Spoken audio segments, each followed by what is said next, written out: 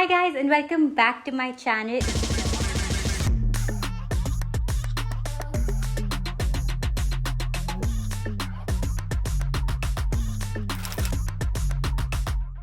In today's video, we're talking about tops that are out of style. Before we start, let me tell you, I am all for timeless pieces, all for stuff that you should keep and things that should be classics in your wardrobe.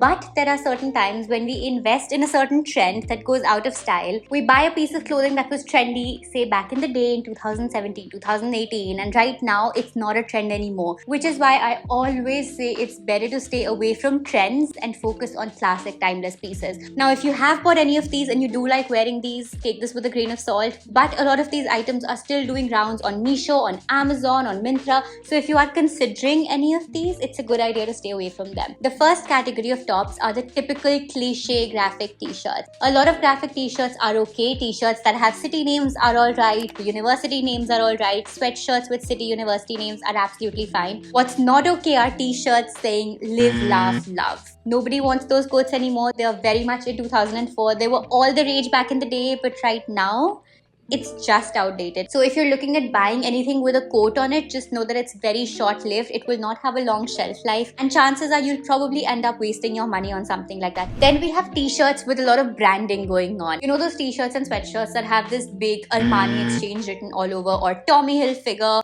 or any brand name written all over. Not only does this look very new money, if I may say so, it's also a question that I have. What do you get out of wearing somebody else's, surname on your chest? It's just something I wonder sometimes. It's all right with bags, I get it. It's like an accessory. When it comes to clothing, it's the most prominent thing you're showing.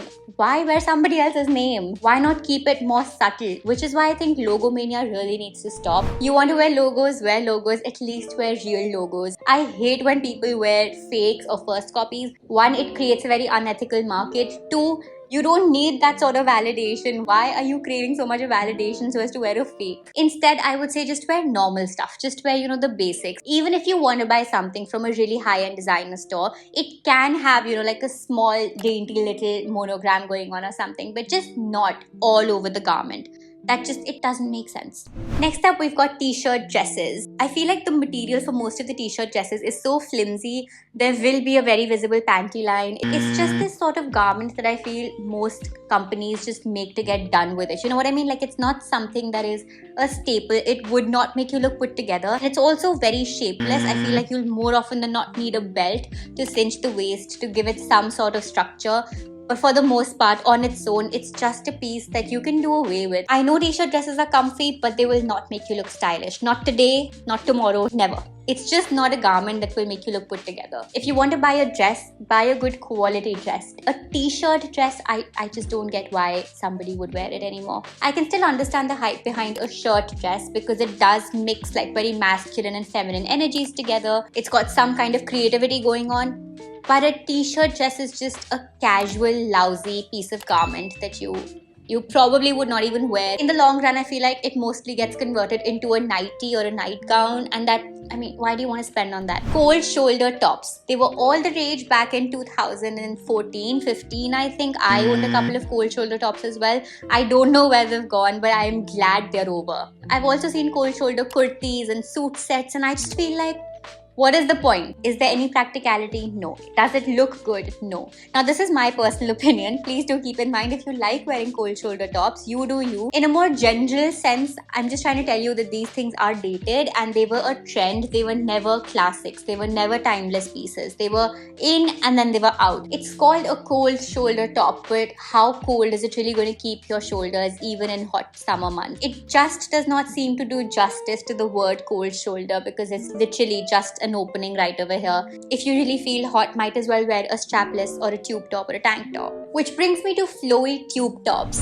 Why were we ever wearing flowy tube tops? You know, the ones that have this sort of a bandeau and then they kind of flow. I feel like this style was way more popular in, say, 2004, and we kind of left it there. You can also wear normal tube tops or tube dresses. Tube dresses are really in right now, and I feel like those dresses are going to be classics. They're going to be staples. They will actually stand the test of time, unlike these flowy tube tops that just kind of, I don't know, I just don't feel like they make too much sense. Next up, we have tie-dye tops. Now, they were all the age, again, I remember there was a time when literally everybody was wearing tie-dye tops. But all of those people wearing tie-dye tops now wear those tops only during Holi. They haven't stood the test of time. People don't really wear tie-dye tops anymore. Instead, it's a good idea if you want to buy tie-dye, or if you're interested in the art and craft of tie-dye, it's a better idea to use that in your accessories like scarves or bandanas or purses. You can just have a little scarf around your bag.